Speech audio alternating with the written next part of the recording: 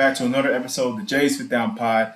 I'm your host, Jay Gay, here today to talk about some more football action here on the podcast for you guys. We're going to be diving deep into the sad truth about the NFL, and we'll be talking about the running back position and why they have not been as appreciated as they should be, and some notable players to mention there as well in that whole department. Also talk about DeAndre Hopkins' deal as he finally signed with the Tennessee Titans there. So we'll talk about that, and I'll give you my thoughts on that signing there, and then how that's going to help the Titans moving forward, or in that whole range there. So we'll get into that, but before we get started, make sure you guys subscribe to the channel here on YouTube and hit that like button, hit that subscribe button, let me know your thoughts in the comments about today's video, your opinions and everything, and also make sure you share this with your friends, and we continue to grow the channel, every day, guys. We're getting better. We're constantly getting better. My goal is to get this channel to the point where it's, we're getting more and more popular, each every week, every month. We're trying to get more and more people to the channel, for the content that we have here. Trying to give you guys as much great content as I can, especially in the dog days, as we like to call them here in this business of the sports world, particularly football. We're about to start training camp pretty soon. A lot of teams are about to start training camp. The rookies showed up. Majority of teams, the rookies showed up today for camp. So other players will show up in a few days. So we'll talk about that and more. But without further ado, let's begin. And we're going to start off today's video talking about, again, the running back position and just the fact that they have not received, some of these normal running backs have not received contract extensions that they should have received, and we'll talk about that. Like I said, Saquon Barkley being one of them, Josh Jacobs of the Raiders, Tony Pollard also the Dallas Cowboys, just to name a few guys who were not, they didn't receive their contracts. They didn't receive their deals.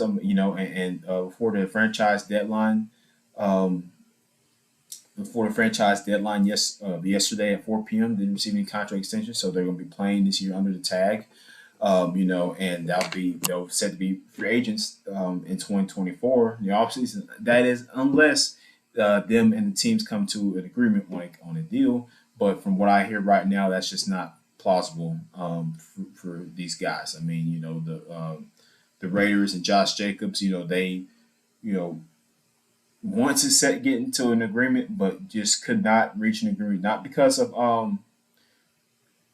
the salary and a disagreement in that, but more so a lack of security. That's what it was pretty much. And they weren't able to reach an agreement on that. Josh Jacobs led the NFL with 1,653 rushing yards. Also led the league in scrimmage yards and had 12 touchdowns, 53 receptions, had the 86-yard walk-off win against the Seahawks, last season.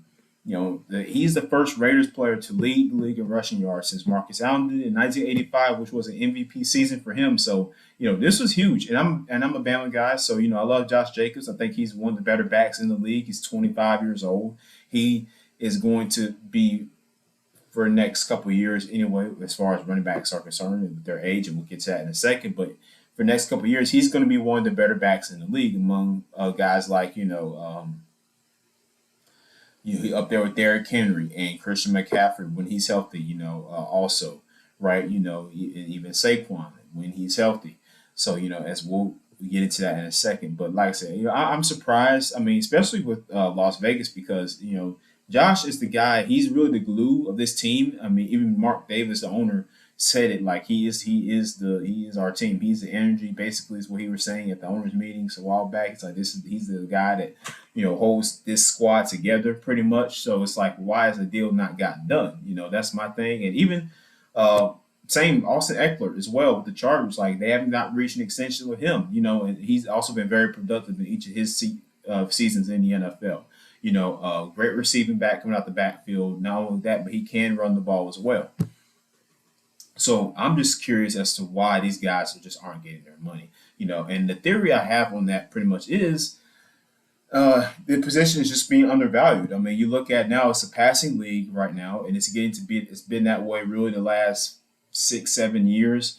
As we've gotten away from, the run the ball more, and those bigger physical backs that we had like in the mid 2010s, early 2000s, right? Your Damian Tomlinsons, um, your Michael Turner's from the Falcons, right? All these types of guys. You're trending away from those type of players at the running back position. Now you're going towards more, your scat backs, your receiving backs, guys that catch the ball coming out the backfield that you put them out wide a lot, and the NFL is going towards more spread looks and moving away from 21, 22 personnel, right? Got the tight ends involved in the game a lot more. So it's like they really, the football is being passed more often than it's been probably in the existence of the game, and we're just at that point in football right now, right? And so now because of that, running backs really just aren't looked at as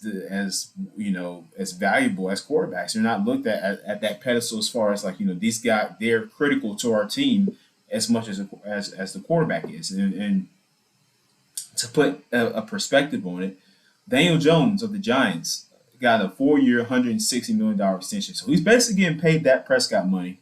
And Dak Prescott shouldn't even be getting paid that type of money anyway either. But he's getting paid Dak Prescott type of money. And, he improved under Brian Daboll last year when, he came over and took over as head coach for the Giants. But still, like, was Daniel Jones worth that contract? To me, personally, no. I don't think he was. And not of that magnitude as far as that deal is concerned, and even the guaranteed salary and what's not guaranteed also. Still, it's like, I just don't think he was worth that type of money.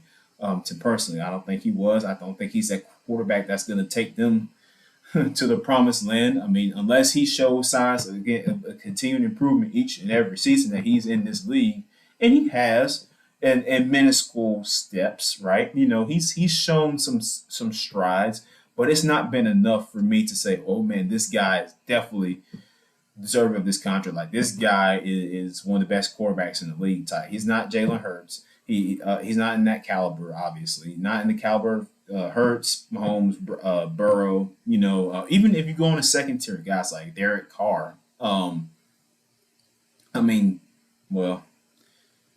that's a different conversation for a different podcast, I guess you could say.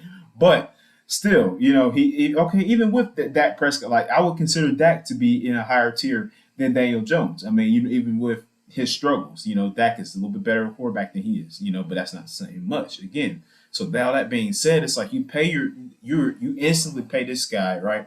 You pay this quarterback, like, hey, we're gonna pay him, and then they turn around and put the franchise tag on Barkley like that, and it's like, it's kind of a weird look, almost in a way.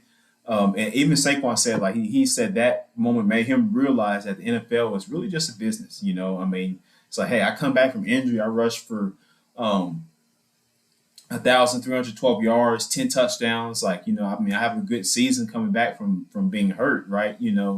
And this is how you guys do me. This is how you guys treat me, So it's not really it's not a good look, on the Giants, even the NFL as a whole. It's just not a good look for the position. And it shows how much that they really don't appreciate the running back position and what they do. I mean, if you think about it, yeah, it's a passing league, but you got to be able to run the ball.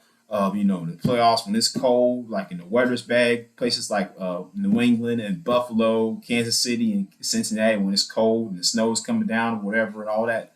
You got to be able to run the football. I mean, the Cincinnati Bengals came in to Highmark Stadium last year and they ran the ball down the Bills' throats.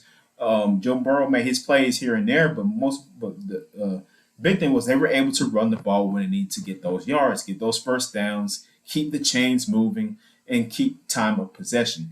That is important, especially in games where, your team, that your defense isn't that good, and you have a lead, like it's 26-20, 3 minutes left on the clock. I should be able to say I can run the ball for the rest of the game and run the clock out. I should be able to just hand it off for the next 10 to 15 times and just run the clock out.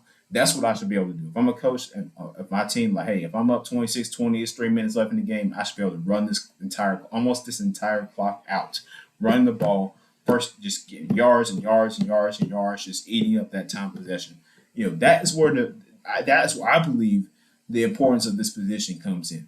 that's why running backs to me are important in this league. But at the same time, they're also very expendable because you look at it, they really don't have an average about 3, 4 years at best of being good. Some of them 5, depending on just who they are. I mean, if I'm trying to think of a running back that really lasted past 5 years, if we're being honest, I mean, I guess you could say Adrian Peterson maybe. He's been pretty good. He was pretty good, for his career. Very solid. I mean, production wise, I mean, not in the overall sense. I mean, but production, he's still going to go and get you yards. I mean, even like recently, the last 2 or 3 years, he was still playing football. Frank Gore as well, right? So it's just that type of deal, and I'm thinking like, most of these guys, I mean, especially these young guys like Barkley and Jacobs and Tony Pollard, they really could be good for like the next 3 or 4 years. I mean, truthfully speaking, I'd say about 30, 31 is the cutoff, really. Um, when running backs kind of there when they hit that end points, depending on just how many carries they're getting and all that type of stuff. Nick Chubb, I mean, he's a beast too. He's a guy that got his contract deal. He's been a beast since he came into the league in 2018 for the Browns. Been a great running back. He's another guy. So again, I just don't understand like why. It's just very sad that the NFL is doing this. Like, I mean, these guys are really are great players and they deserve to get paid. For what they do. I mean, it just doesn't. I mean, when you have Derrick Henry and Christian McCaffrey, and not Najee Harris speaking out on it too, saying, yeah, I mean, we're just not appreciated for what we do, for what we bring to the table, and it's just it's very unfortunate to see. But at the end of the day, the NFL is a business, and they just value the quarterbacks more in this business. They feel like they bring the more profit, and they bring more success and overall just aptitude to the team, to the franchise. So that's why in turn they get paid more. It just is what it is. I mean, some things just are out of our control, and for these running backs, these players here in the NFL, this is something that's just out of their control. So and I think all of these guys are great players, great ball carriers. Barkley, Jacobs, Pollard. I mean, particularly Tony Pollard, who is set to, he's supposed to take the reins now as the Dallas Cowboys starting running back, after they cut Zeke. So, I'm expecting a big year out of him, and I hope they get a contract in for him, because if not, that's not going to look good, on the Cowboys' part when he becomes a free agent next year and he walks and gets a big deal, and they're sitting there looking stupid like, oh, man, we should have paid this guy, right? So it always happens. Moving on to the other note here on the other side of the podcast, DeAndre Hopkins signed to the Titans for a 2-year, $26 million deal. I'm going to spend long on this. I just want to talk about, I think I mean, I guess you could say it's the money motivated him, because at the end of the day, I think he's going to go at least to the Bills or possibly the Chiefs or, maybe even a team like the Eagles, or somebody like, I don't know. I mean, a team of that cap, or the Patriots, for instance, right? There's one of the teams that was rumored to pick him up, but he ends up going to the Titans, because I guess they offer him the best money, the type of money that he was looking for in a deal. So 2 years, $26 million, $15 million, I know guaranteed. I think the first year it was, and so depending on who the quarterback is, I expect a good year out of Hopkins. If he's healthy, if he plays majority of the year, I expect a good year out of them, and we'll see what the Titans do. But like I said the other day, I just don't think they're going to do really anything. I mean, because they have not solved that quarterback position yet. They've yet to have done it. I don't believe in Malik Willis. I don't believe in Will Levis. I for sure don't believe in Ryan Tannehill to be a starting quarterback in the NFL. So the Titans better figure out something, and those guys better get better or improve by the time the season rolls around, because if not, it's going to be a long year for them Tennessee fans up there in Nashville. So that's really, my whole opinion on that. You guys let me know what you think in the comments. And was the Hopkins signing, was it a good pickup for the Titans? Was it, a smart move on DeAndre's part? Let me know what you think. And also about how running backs are treated. I mean, have they been treated fairly? So thank you guys for joining us on the podcast today, and we will catch you guys on the next time.